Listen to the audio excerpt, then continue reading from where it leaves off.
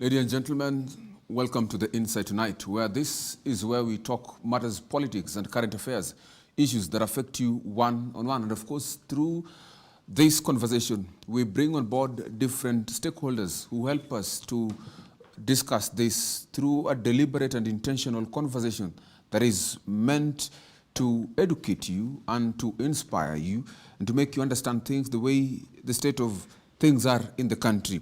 Well, yesterday, Njuguna Ndungu, the Cabinet Secretary for Treasury, read the budget 2023-2024 amid its protest from sections of Kenyans, politicians, and of course, even leaders and Kenyans themselves. That was actually the budget of the Kenya Kwanza administration. And here in the Insight Tonight, we are actually here to shine spotlight. We are here on the Insight, and as usual, this is a conversation made for you. And of course, in a conversation, people speak to us, converse with us. And 2144 is our SMS line. At GBS TV Africa is where you get to discuss with us. Well, the conversation begins right now. And I want to begin with Mushiri. Yes. Mushiri, welcome to the show. Well, the president said that nikiweka Biblia chini, things will change. Yes. We have the budget 2023-2024. Yes. What has changed? Thank you so much, Eugene, for having me today. First, I'm beginning by saying the budget that was led the 2023-2024, it was a well-balanced and well-thought-out document. And it goes to demonstrate, it demonstrates a comprehensive, fast-looking approach towards the needs and the aspiration of the nation. And as where we are at the moment, you can see when the president was going out. This is the first ever highest budget ever passed, considering the first government. Actually, if we compare all let me see from CC independence, this is the first highest budget ever been passed in the land of Kenya. Number two, people are not prepared for the same budget, to be honest. Let's get to be honest and realistic. People are not prepared for the budget. Corporates are not prepared for the budget, and even the government itself. The reason I'm saying so is all about also, there are also some frameworks that govern for the new budget to be made and so on. You understand that for the last 6 months is when the Kenya Kwanza government have been sitting down pushing day and night to make sure that the budget is ready. So this means that most of the frameworks have been left outside. This is what I'm saying. So that's why you get up to some of the funds being taken to consolidated funds, which in our understanding as an expert, because before you go to tax people money, because this is their hard worked money, you need to put a framework first to cover this money. Don't tell me to give you money first, then you give me a framework later on. So the framework could have been made first, people made to be taken through the budget, people to understand. And yes, we understand he's trying to push the economy to be well. Yes, that is okay, we understand. But you can never push a baby when he's born to give him the first maize to eat. You give him something small, then you grow gradually. Because this is Kenya, this is our country. We're not running away. If he's making taxes, we'll make taxes. If he's paying the taxes, we'll do. Everything is going to be in place. So I can say it's a very punishing bill, financial bill that has been passed. And what we expect ahead, which I can never lie, we expect for the tough times, especially for the next 2 years before the government copes to it. So let me ask you this. PDG has talked about it is health for the producer and health for the consumer. What does the budget 2023-2024 portend to businesses and even the middle class from where you sit? I'm speaking especially much from corporate because that's where I'm working currently. Is because you see, when you're pushing more taxes, especially to the consumer and the producer, so this means one thing. So there's somebody that is being hammered in between. You see, when the cost of production is high, this makes the cost of the final product becoming also very high. Expensive. Very expensive. So this means it's leaving a consumer with no choice but to buy it at an expensive rate. Number two, I'm told one thing. You see, we are the ones making these taxes. Kenyans are the ones paying taxes. When I'm driving to here, I'm already paid fuel at a very high rate. You get my point? So this means at any given point, we are the one who are suffering. And that impact that is passed from production is passed to all the sectors. And when the all sectors are suffering, what does it mean? We expect much of the layout. You see, before the government introduces all these taxes, they could have done what, as I said, they've been about framework. Give us the best way of working. You see, when the working is better, I speak this to an experience because I have visited several countries. Number one being Singapore. The last one I visited some few months ago, it was Thailand. Yes, they have developed, yes, and I agree to it, but there's already an infrastructure put place. So when you tell people to pay taxes which are very high, they're already given a platform where they're working. Okay. If it's businesses, they're already thriving. You see, today, if all the business are doing well, and then tell them now I'm adding new tax, it doesn't sound bad. But you see, when everything is not in place, first of all, there's no jobs.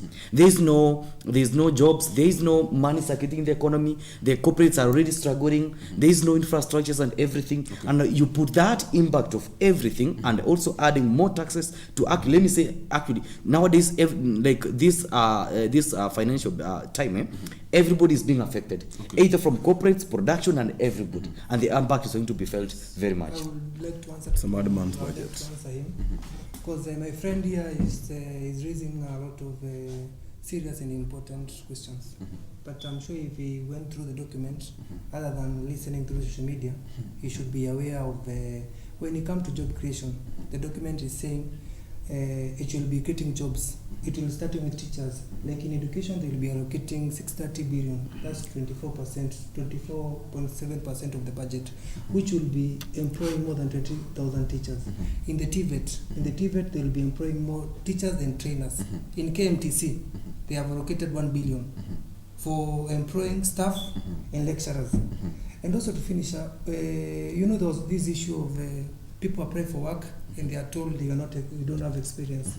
The government has gone ahead to double up the intake of the interns from the 4,000 to 8,000, and they'll be earning 25,000 per month.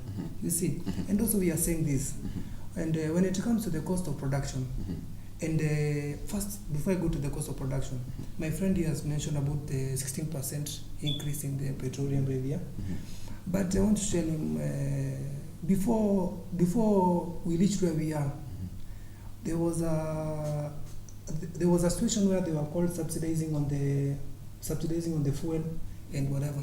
Right now, at the moment, the government, this budget, has allocated 25 billion to clear the arrears. They were just doing subsidies, which I would call it was organized. It was an organized criminal enterprise, and it was being patronized by the two brothers. You understand? But as it is, no. Let me.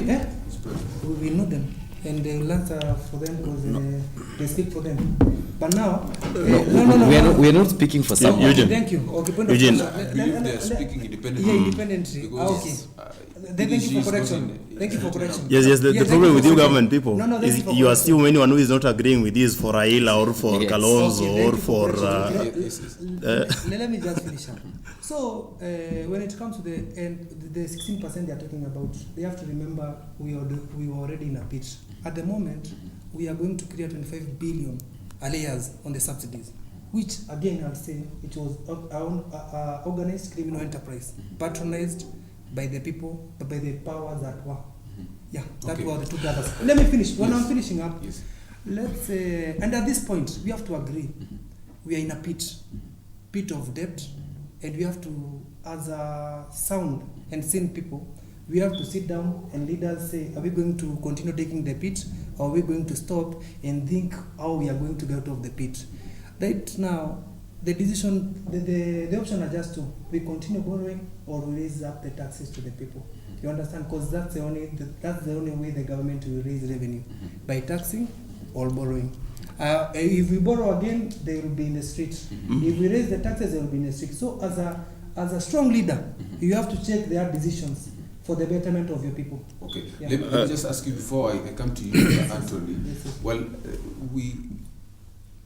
we have this conversation Yes. on the budget 2023-2024. Yes, yes. And as me, Kenya Kwanza, when they were actually talking about, actually when they were campaigning, Yes. then they made it clear that they wanted to help the hustler. Yes.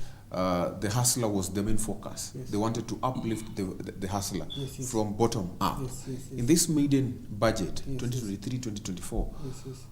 how has the hustler been Lifted. has been lifted or gained from this? I'll begin by explaining the manifesto. Or in our manifesto, Kenya We Kwanza. talk about Mama Mboga and Yes, yes, mtu wa bodaboda. yes, I'm Yes. coming there. It was more on housing. Yes. Okay, my brother is not. I'll explain to you. Anyway, let me just. Okay, when it comes to Mama Mboga and the bodaboda, there have been a lot of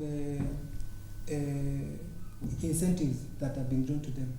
At this point, they are like, you can begin with Hustler Fund, which was launched the other day, the second phase, where many groups can come together and borrow money, not the 1,000, 2,000, 50,000 to 1 million as a group, and it will help them. You understand? When it comes to boda, the first thing that the Mama Boga and the boda guy will decry so much is about the cost of living. Is that true? And we're in agreement with that. And that's why the government has set aside 5 billion for subsidizing the fertilizer. When we subsidize the fertilizer, actually we're just subsidizing the production. And when we subsidize the production, it means that the consumer, the end consumer will be getting the food, the ugali, and everything that entails food at a cheaper price. Okay. I think when the child is born, like my friend here said, you can't give the child ugali, or you give the child githeri. You start with small, and they have to remember, the economy was in a bad state, but we are taking baby steps as we move. We have to grow, walk. You have to grow and walk, and then you'll start. And very soon, in a few years, the economy will be running, and it will be in a good place. I wish I can say Eugene, something. just before you say something, Mr. Finance, niliona ikiadjustiwa, I think I'll also speak directly to it so that Mkenya nisikize kwa makini very clearly. Eugene, when you are using 1,000 words to explain something that you've done, it means you've done nothing. It is as simple as clear as that. So I'm very sorry, you almost put my friend in a tight spot, because the question you asked is so difficult that even when the president himself was asked, he almost beat his own lips. That question cannot be answered by this regime, because the answer is there's nothing they have done to those people. When I was walking to this place today, I decided to make it my job to be as stupid as possible. As stupid to the level that a government, a technocrat can hoodwink me. I want to be as stupid as possible to the level that someone in power, someone who campaigned and gave me some 50 bob in the street and the roadside and told me that mimi mtu wa chini nitainuliwa kutoka hapa bottom niende juu, probably karibu mahali Mudavadi yako. I want to be that stupid. Why? Because I want to make roadside arguments. Because it is these stupid people that we assume stand on the roadsides that make the bulk of Kenyans. Okay? So when I'm told that as a border rider, the cost of fuel has increased even before I'm given the 16% ile extra yenye nataka kuongezwa saizi, already fuel ime increase. Nikiweka fuel ya thao, if I input 1,000 bob into this motorcycle and ride around town carrying my customers, noting that it's not easy for me to adjust the prices because I'm in stiff competition already with hundreds of other jobless riders in my locality alone. I cannot just increase my prices. I have less money to operate with. If I was earning, say, 2,000 bob gross before I remove ile tao ya fuel, if I take my extra 1,000 bob now profit, niingie now pale sokoni, trust me, Eugene, it's as if I have 400 or 300 shillings. I have less to do the same things. I have now to buy unga, which is up. The president said he's bringing subsidized unga yenye imeshuka bei. Well, sijui inauzwa wapi. Maybe no, ikiuzwa Sugoi nitahamia huko, niende ninunue huko. Cooking oil. I have to buy this. I have to take my kids to school, and mark you me, right now I have to pay for my kids to go to a public school at the basic levels. So everything has become expensive. You take home much more less than you used to take home under Uhuru Kenyatta. Before we discuss the salary increments or whatever it is, yes. And we know that it will still come back to the government to increase salaries so that citizens can adjust to this level. What will that call for? If they increase salaries, they increase tax. Okay. Ruto will bring another bill. Let me give Getembe Ruto will bring another bill to milk more money from our pockets if we request for increments in payment. No, we gave you time. I will give you a chance. Mushiri will give you a chance. We gave you time. Yes. Yes. So let me also say something before my friend comes in, because we gave him time. Yes. He has told us the government will have this allocation for this. There is 640 million coming for the education. There is the 5 billion coming for subsidy of fertilizer. There is 3 billion coming in. Yes. For And as everything. you speak as well, Yes, I would please. love maybe if you could delve. There's an issue about the housing levy. Yes. The housing levy was introduced by the government earlier on, and of course it was quite contentious. And later on they say that it will no longer be a levy, it will now be a tax. Actually, what could have prompted this? Let me start by saying that housing levy, it was not a bad idea, it was a good idea. Unfortunately, it was rushed to people. I can never write that. It's very prudent for any organization, for any company, or for any government. First of all, when you introduce, there is a way of you introduce something to your people. You first of all make people understand. There is a process of, we do say in a company, even if when you embrace new people to the organization, you have to train them first. You have to give them the equipment that they need, and then before you roll out what you want to do for them, or the job you are assigning for them, that you want them to do. So the housing levy has been put to us. Actually, let me start by saying, let me just call it a confusion first of it, because every person was explaining it in a different way, from the president, from the deputy president, from the minister for housing and this minister for this housing, and the PS himself. Everybody speaks a different thing. We get the State House Controller speaks a different thing. So you get up to an extent, by the time the MC is given to the people, some people call it a fund, some people call it a levy. You see, that is impact. We feel it as an organization, because there is amount of money is going to be cut that is going to build these houses. Because at the first they said it was going to be a fund. But levy. You see, before it becomes a fund, not a levy, before a levy, first of all, they were told it's a saving. You see, you can never save money fast where you don't know where you are saving. To be honest, we were told it's going to be a saving. Number two, it was told it's going to be a housing plan where you save for some time, then you take a house. Let me ask you, on which ground are you going to take a house? They said it's an ID. On which grounds in Kenya can you buy a house with an ID? ID number. Like you have an ID number, we give you a house. Then they later on confused and said, no, we cannot give an ID. We cannot give people who have, 140,000 and below. They will first get an opportunity to get their houses. Then I don't know people above there. So that confusion, it ended up to a point that fact has been left out on this financial bill. Designed confusion. Yes. Okay, thank you so much. The housing levy ni pesa ya kutengenezea Ruto campaign ya 2027. I wish we have not We are taking a very we're not finished. We're taking a very quick short break, but we'll be coming back now to delve deeply into the specifics, like the agriculture, the education sectors, and actually what happened, the politics.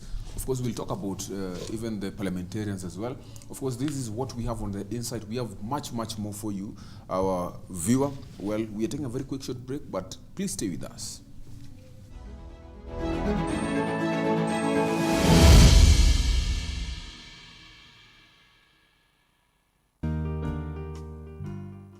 My name is Brenda Akinyi, an IYF Academy student.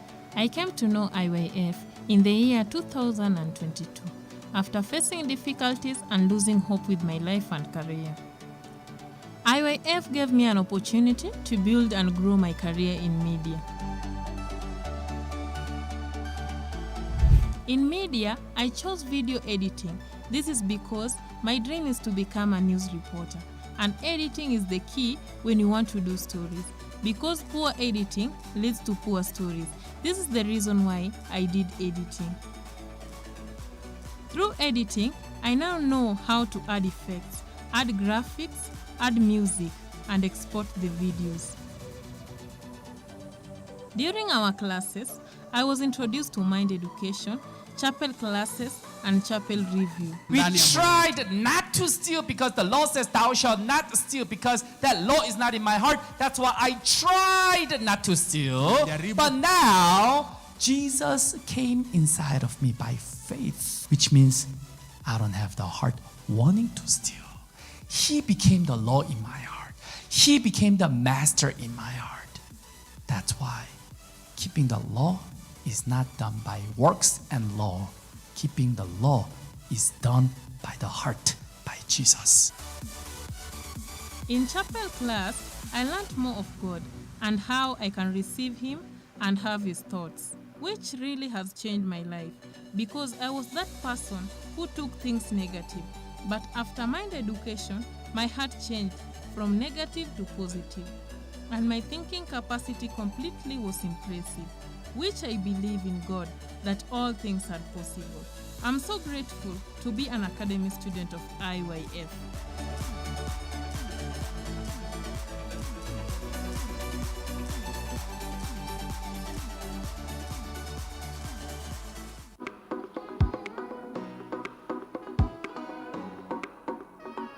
Emotions zote unaweza sema because today's topic is very headache. I just have this feeling that it's gonna be fire. It's gonna be fire. So before even people become corrupt morally, already they are corrupt Spiritually. spiritually. People are saying LGBTQ, they don't believe in God. And who said? So like I don't think I'm in a position to start telling them, don't do this. Don't do You, this. if you are comfortable with doing it, Are Kenyans ready for whatever is going to come? Because we don't know how many people are under that shell. I think we're 50-50. Either we are ready or we are not ready. But the future is unknown. So hatujui nini kitatokea. What if your child is gay and now it's in the open, like we are allowed to do this? Akuja kuambia daddy, by Mom, the way, I'm gay. I'm gay. I'm gay. Na plus kuna hii point mtu mmoja aliniuliza if this thing is passed, does it mean pia education system itachangewa because boarding schools ni a meal?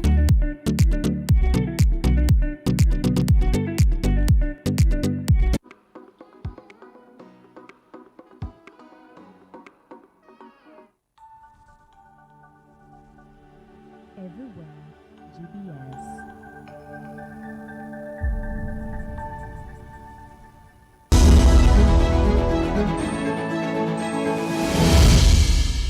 Welcome back to this live broadcast. This is The Insight. Of course, we are continuing with this conversation here on The Insight. 244 is our SMS line, and we continue this conversation. Well, let us talk about the specifics in the issues, matters budget.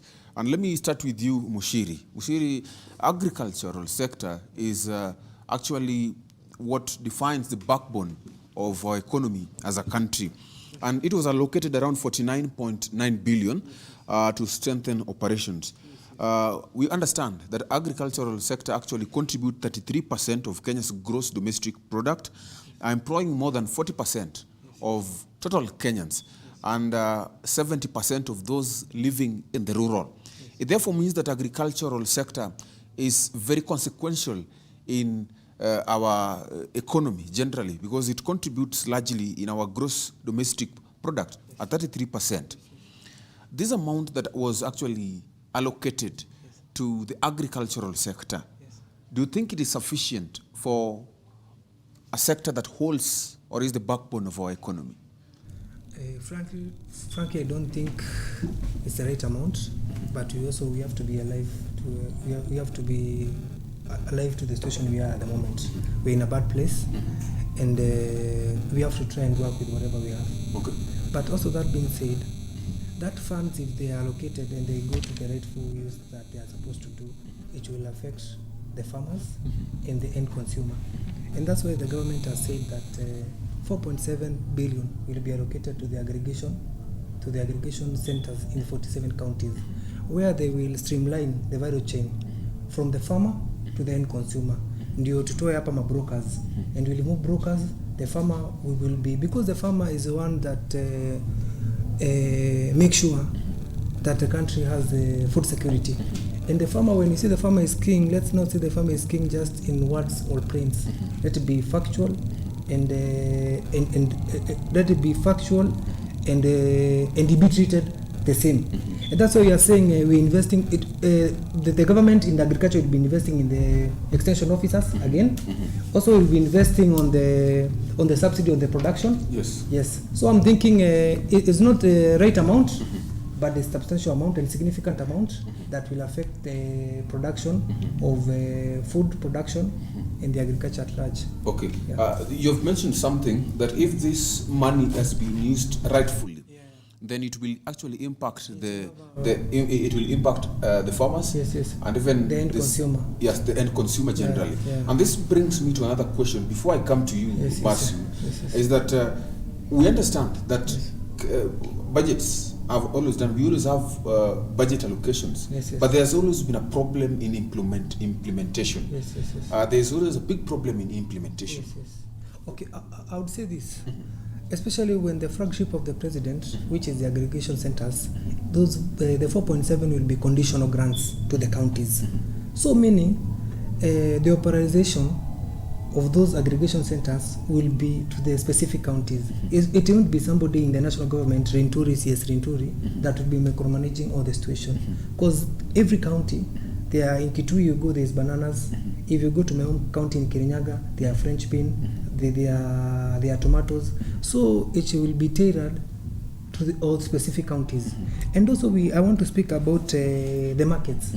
My friends here, you have asked me the question about the Mama Mboga. The Mama Mboga, they have also been allocated 3 billion to build the stalled 118 markets for the Mama Mbogas. So when Mama Mboga goes to sell his products, he can sell his products in a good environment, si kwa barabara. And with that it means is the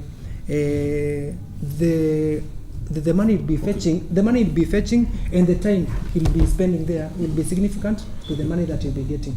Thank you. Okay, let me come to you, Marcel. I know you want to contribute to this. Yes. But specifically about the education sector, well, the president had actually an intention of revamping the university sector. And of course, it received a major boost with the allocation of 128.5 billion in this year's budget. Do you think that this actually signifies a new dawn for the university sector? Because university has always been facing a tough economic conditions like cash crunch, which has affected even the quality of education being offered in some of the public universities. Eugene, I want to attack your question in 2 dimensions. First of all, in the dimension of the education sector, as you say it, and secondly, by the mention of the fact that the president is looking as if he's playing a positive role in revamping education in the country. First of all, just don't forget that like 2 months ago, the president sat down with experts in the education sector and restructured the financing schemes for higher education. And in this restructuring, the costs were redistributed in such a manner that if you look at the aggregate numbers of people going into university, we realize that the normal Kenyan student, would have to pay more to stay in a university. And the argument that was given by the side that was in the government was that not everyone should be in an institution of higher learning. It was an issue of concern to me because the government Ruto was saying, we will highlight households and ensure that those in the poorest of households in the country will get better funding in higher education, and those who can afford then will always have to pay. So my concern was we are already in a corruptible system because we know the amount and number of crooks who went in around the president. I'm not calling the president a crook, but there are individuals who also went into government and are in some of these critical sectors of the economy. And you know that the process of highlighting household per household basis for financing of university education is corruptible. And the fact that the burden of paying for education has been taken back to the poor student at the bottom tier. Eugene, some of us would not have gone to university. And don't forget that Kenya is thriving. We are number 6, the 6th largest economy in Africa, as per 2022 statistics. and the only country in the top 10 that does not depend on natural minerals to get its wealth. What our strength lies in is the productivity of our minds. Kenya has people who have learned, who have gone to school. They walk into any country, they open their mouths to speak, it is something. Contract cheating is a multi-billion shilling industry in this country, where Kenyan students who are jobless do assignments for students in Harvard, Yale, and other Ivy League schools in exchange for money. So Ruto, if you ask me, has killed the education sector. Okay, that's what I was just explaining. Then I'll have to rephrase my explanation. No, continue. Yes. Let's walk away from the university sector, because I've just told you that the normal Kenyan student walking to university will have to struggle to go through this education. Okay. I have a sister in university right now. Okay, she was paying 22,000 shillings when she entered first year. She is in third year, and this semester they were to pay 54,000 shillings. And now we have to move here and there. Lazima uendeshe bodaboda overtime ndio utafute kitu kidogo urushie yeye amalize kulipa fee. And on top of that, I want to add this, that I think any Kenyan is tired of the promises of the president. I think it is time for action. Promises of tumetenga, tutatenga, tutanini, I think that is enough. You have power in your hands, you have the will of people in your hands, you have the sovereignty, you are given the sword. Please do if you have to do. Don't say tumetenga, tutafanya, tutanini. Okay. No. I have to correct the misinformation. Before that you get a chance, but let me give Getembe a chance. Getembe, we've been talking about the agriculture, which is the backbone of the economy of Kenya, and another critical sector is education, which we have talked about. The government, the president, he has added more money to the university sector, which was actually facing cash crunch issues in the previous years. But again, another issue is about the implementation of these programs by the government. It has always been a problem. And Masu has talked about the corruption or the cartels around the president. Do you think that this is still a challenge, and this will continue being a challenge going forward, even in implementing this budget 2023-2024? Or do you think it will be different? Thank you very much, Eugene, once again. Allow me mention by saying that education still as a sector is facing a lot of challenges from the times of independence up to now. Okay. Yes, there's a times that which we have already done well, but as to be honest, as we speak, where the education is heading to, we might be having challenges. Number one, we had the CBC that was a hurried real support to Kenyans, and the people ride on it, which some parents even up today, you ask them what is CBC, they don't know. And I'm not just there, I'm not part of the government, I'm not even want to support it, to know if it is there or is not there. Yes, some part, yes, of CBC is good. That's what I'm saying, not everything that is always bad. But you know, the challenge is all about implementations and the framework that is always put in place.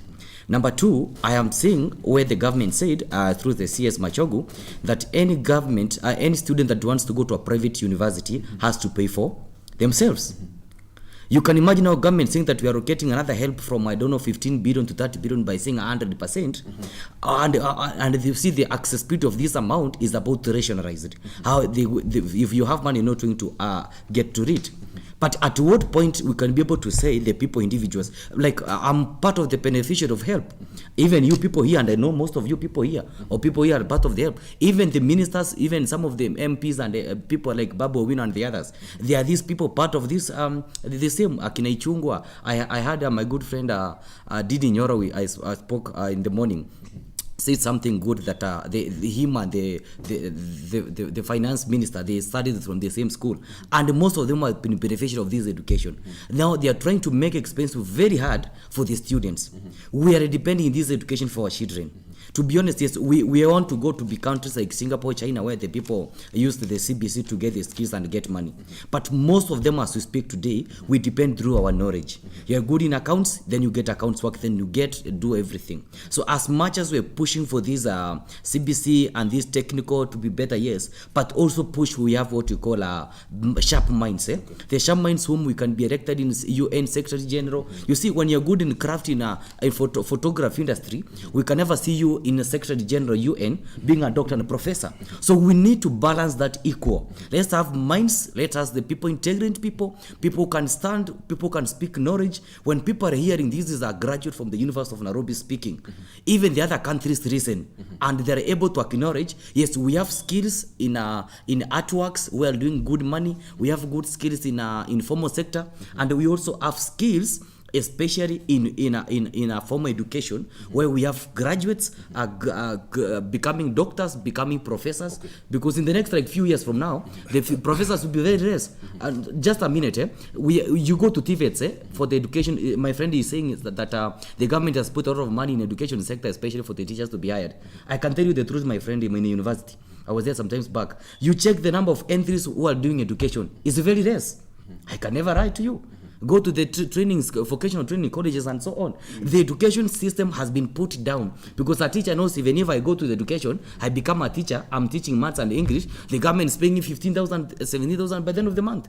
But my friend is saying we are putting again money in the education. And it is the work of the government. First, pay people who are already there with good money.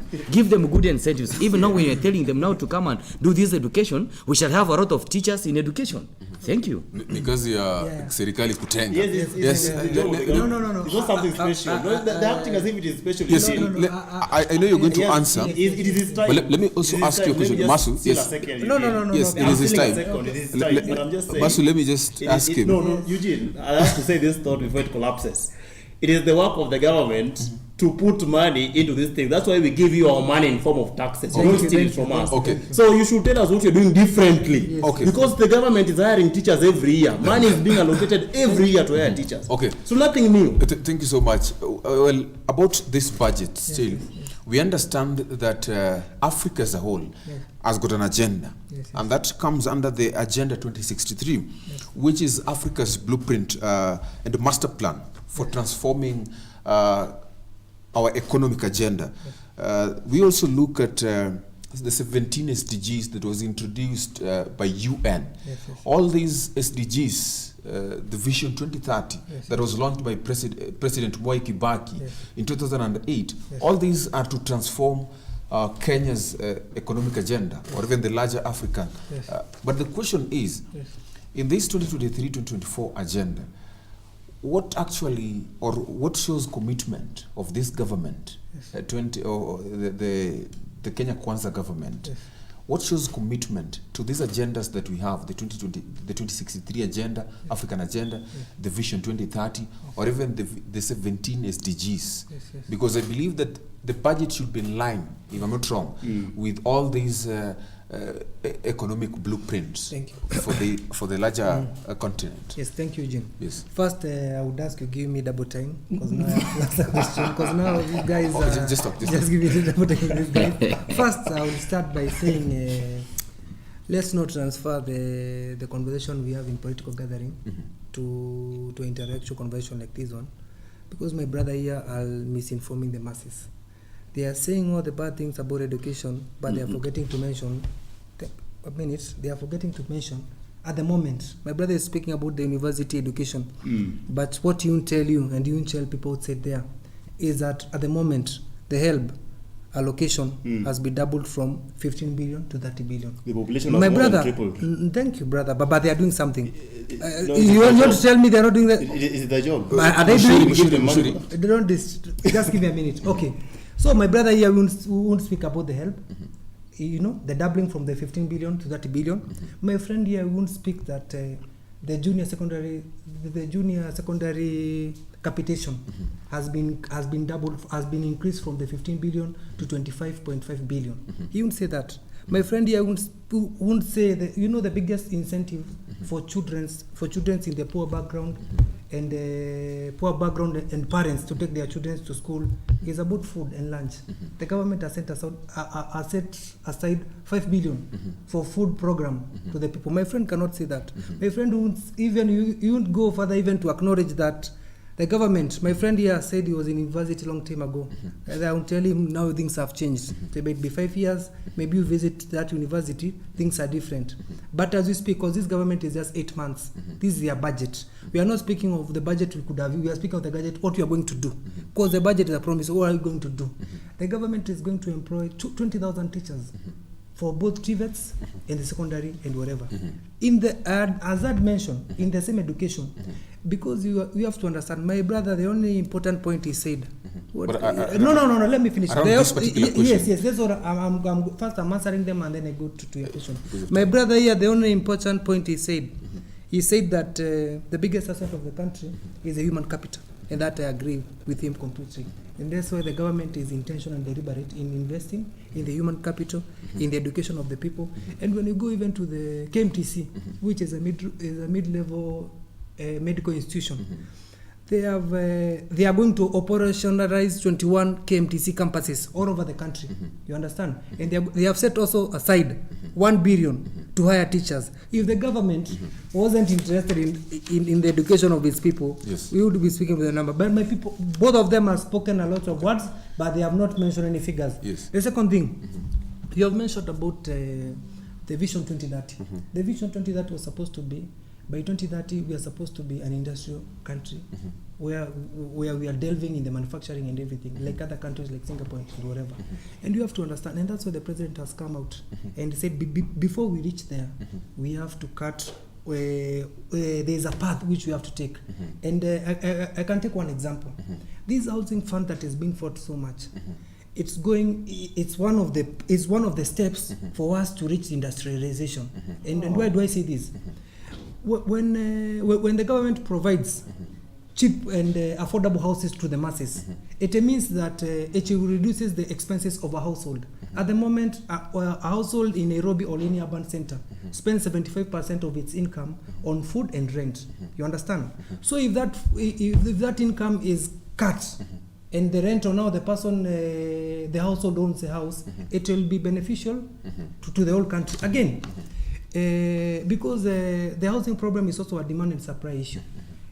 Anybody in this country, when he does big business and he gets money, the first thing you want to venture is building a flat. It's true.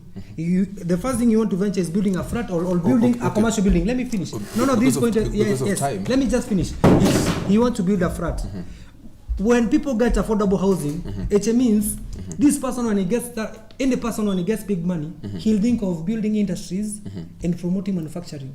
So as a means of investment, than building these houses which everybody is building. So I think we are in the right path, and we know our path, and we will walk our path. Getembe, yes, please. Masu, I'll come to you, but let me come to Getembe first. Maybe you can also speak about the 2063 agenda, all these agendas that Africa and the world have, the blueprint that they have generally, and Kenya's 2023-2024 budget. You can tell us about it. And also another question, kindly, just because of time, we have the Bretton Woods institutions. And when the cabinet secretary for Treasury, that is Njuguna Ndung'u, was reading the 129-page speech, he acknowledges greatly the contribution of the Bretton Woods institutions. And that is, of course, IMF and this other, that how they impact in our global economy. How do you think that these Bretton Woods institutions have impacted generally the global economy, and particularly in this 2023-2024 budget? Thank you very much. I think I can even start with it because it's already just a question that has just come to the end of it. We understand that in any organization, in any country, that we can't live without borrowing. We have to acknowledge the lenders very much well. We understand that being the highest budget rate, still we are still going to borrow. I think however much taxes have been raised to raise more revenue, but we still are going to borrow amount to sustain this budget, Okay. because we cannot be able to get all the amount from the taxes only. So the key thing for the CS finance to acknowledge these institutions is very much key, because they're part of the partners, they're part of the developers, developing partners that help the country to grow. Let me start by acknowledging one of them is like a World Bank, mostly, and there's another financial institutions, especially if it comes to development. We understand clearly that the government has set aside amount of money for the infrastructure to bring up the project that was told and so on.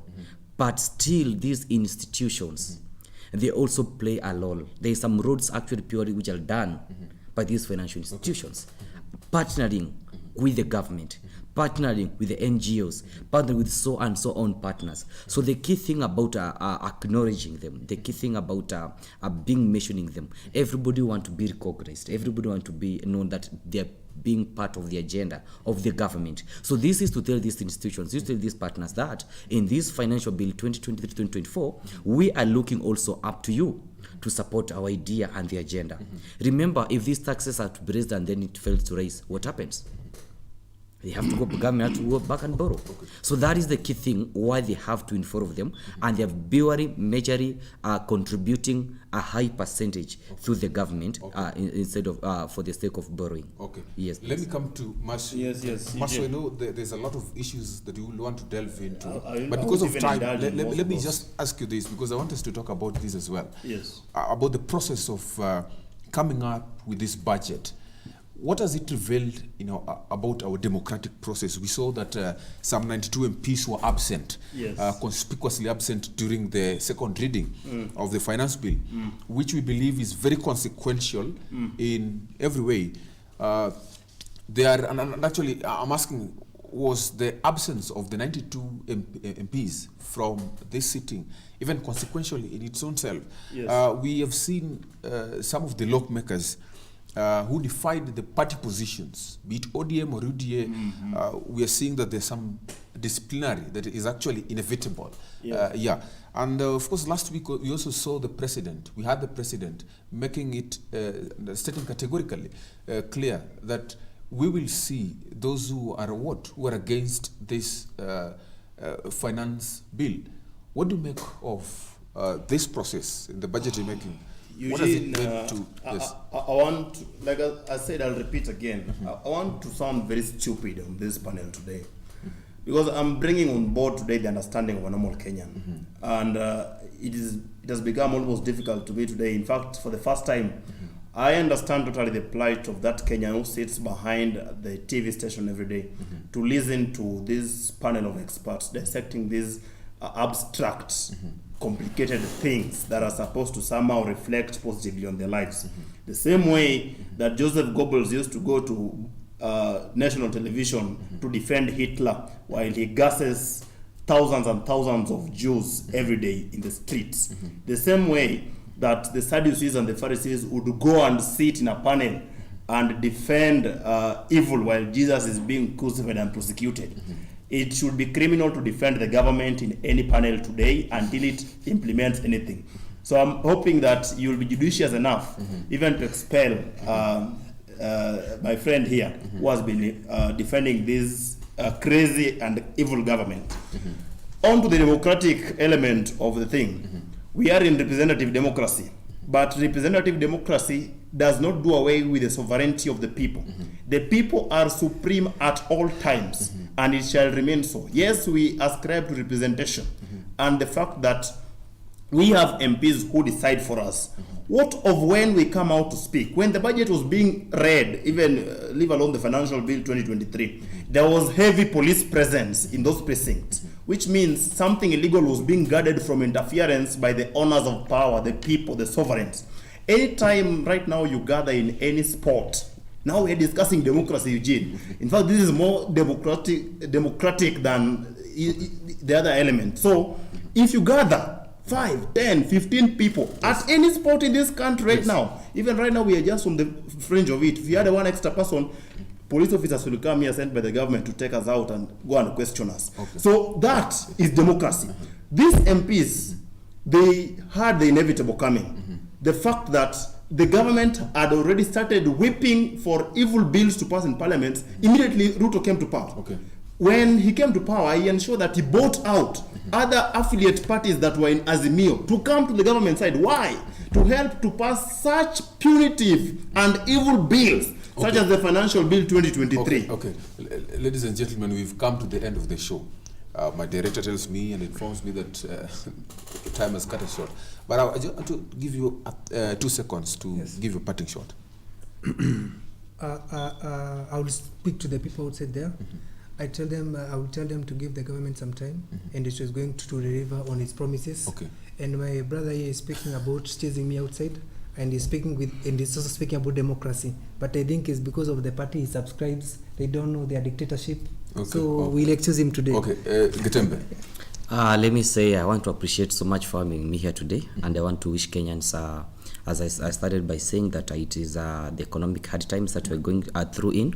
So kindly, the people that who are listening up to us, our fellow citizens, everybody outside there, let's tighten our belts. Things are going to be very hard. Let's check on what we consume, our expenditures and everything, to make sure at the end of the day we don't fall a victim of saying the government is getting very hard for us. So let's just try as much as possible to be prudent and have it the best for us as our country. My parting shot is that Boda Boda Party of Kenya is open for all Boda Boda people to ascribe and register, and you should not forget that now we have the devil in our midst, and we should be very careful on how we go about our political activities in this country. Thank you so much, gentlemen, for this insightful conversation. Of course, we have come to the end of it, having a conversation on the finance bill, on the budget 2023-2024, that was read by the CS of Treasury. And actually, a very pertinent question is, what will happen next? Of course, that is what Kenyans are waiting to see, what will happen next. We're waiting for another reading, also in the parliament, third reading. Yeah, third reading, where they'll be critically looking at the budget, but that will be clause by clause. While we maybe wait to see what will happen at the House of the August House. Well, this is a very critical, deliberate and intentional conversation that is always meant for you, to educate you, to make you understand things which otherwise you will not have gotten. Well, my name is Eugene Ochieng-Kwach, and we do this every Friday on The Insight. Well, you have a good night. On behalf of everyone who has made this a success, we wish you a happy Friday.